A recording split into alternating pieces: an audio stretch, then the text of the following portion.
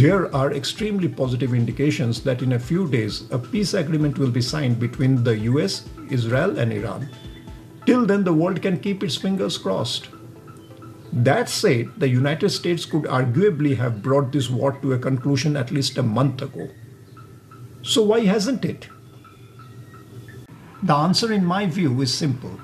Washington has never been fully committed to fighting this war. Think about it. The world's most powerful military, equipped with unmatched technology, enormous firepower, and decades of combat experience, has been engaged in a conflict against Iran for over 3.5 months, alongside a highly capable ally in Israel. Yet, Iran remains standing. What makes this even more remarkable is that within the first month of the conflict, Iran lost a significant portion of its top political and military leadership. Under normal circumstances, such losses would have crippled the nation's ability to wage war. But that didn't happen. Instead, the world is witnessing something very different. Iran has managed to disrupt global commerce by blocking the Strait of Hormuz, one of the most critical energy choke points on the planet. The result has been rising crude oil prices, economic uncertainty, and growing concern across nations dependent on Gulf energy supplies. So the question must be asked, if the United States was truly determined to win this war quickly, why hasn't it done so? A more aggressive strategy was available. Imagine a US carrier strike group positioned east of the Strait of Hormuz while the Israeli Air Force maintained relentless pressure from the west. Such a move would have squeezed Iran from both directions. Would the risks have increased? Absolutely. Aircraft carriers would have been exposed to greater danger. But warships are built precisely for moments like this. Their purpose is not to remain safely beyond the battlefield. Their purpose is to project power into the contested territory.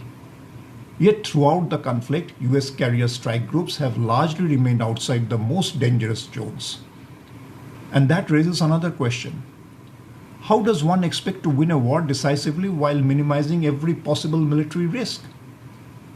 As the old saying goes, ships are not built to stay in harbor. They are built to sail through rough seas.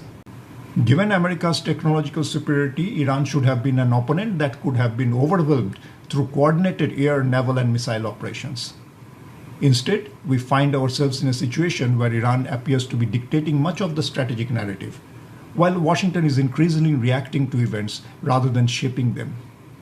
The initial objective should have been straightforward: eliminate Iran's air defense network, establish overwhelming air superiority, and then systematically destroy military infrastructures across the country. At the same time, carrier-based aircraft and accompanying destroyers could have targeted Iranian coastal batteries and missile positions, steadily reducing Tehran's ability to threaten maritime traffic.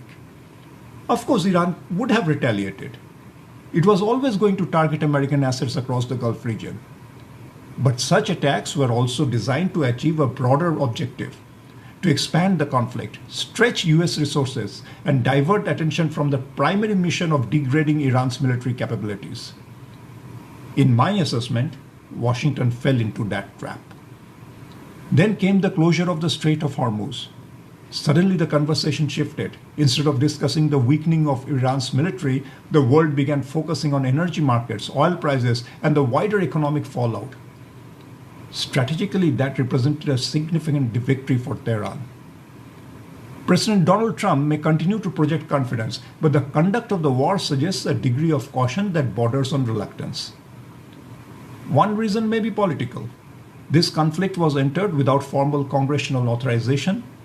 Looming over every major decision is the reality of the upcoming elections and the political consequences of a prolonged war. As a result, the military appears to be fighting with one hand tied behind its back. The potential loss of personnel, equipment, and domestic fallout seems to be weighing heavily on every strategic decision. This is not a criticism of America's military professionals. US generals, admirals, and commanders understand better than anyone that wars demand sacrifice. They have trained their entire careers for precisely these circumstances. But they also understand the political environment in which they are operating. When the military objectives and political calculations begin competing for attention, strategy inevitably becomes more cautious. The caution is visible everywhere. carriers remain at safer distances. Long-range missile strikes are preferred over riskier but potentially more effective air operations.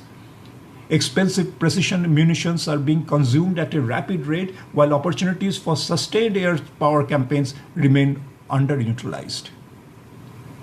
And if the objective truly is regime changing, military pressure, eventually that strategy would require something even more difficult: troops on the ground. Supporters of Iran often point to the Islamic Revolutionary Guard Corps' so-called mosaic defense doctrine, a decentralized system designed to absorb and resist invasion. But every defense system has weak points. If intelligence could identify the weakest sector, overwhelming force could be concentrated there. Once a breakthrough occurred, troops must be inserted to establish a foothold. That in turn would force Iranian commanders to redeploy forces from neighboring sectors, exposing vulnerabilities elsewhere. Additional pressure could then be applied across multiple fronts, creating confusion, fragmentation, and strategic paralysis. History has repeatedly shown that military organizations struggle when they are forced to fight simultaneously in too many directions. Ultimately, wars are won not simply through technology, but through decisive strategy and the willingness to accept calculated risks.